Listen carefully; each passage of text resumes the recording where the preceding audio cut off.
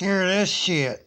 If there's a law on the books, there's a cop willing to enforce it, especially if it enriches the police department because of the Terry stop. The man can be patted down, and the cop can pull out anything he feels could be a weapon. Stop resisting.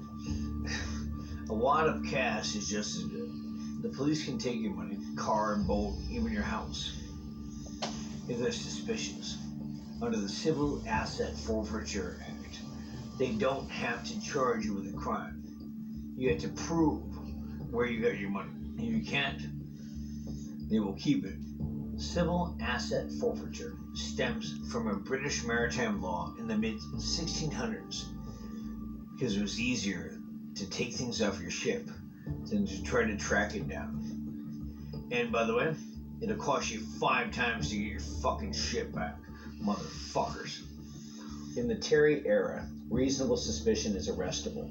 The Supreme Court changed the meaning of the word so that you could be arrested and they would call it detained.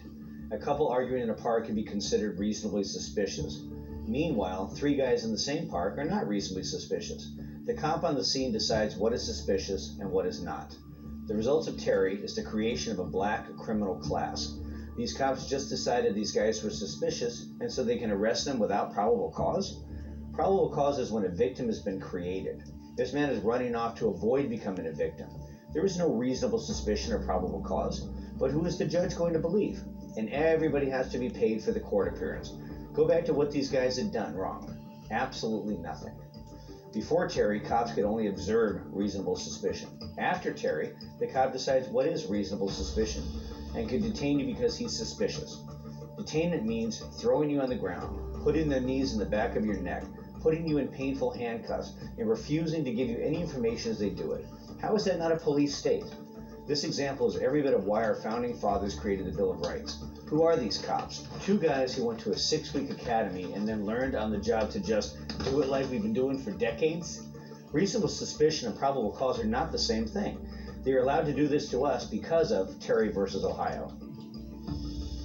Both of these couples are going to break up because both men are going to go to jail. They're charged with domestic violence. Domestic violence charge won't ever go away. Ever. There you go.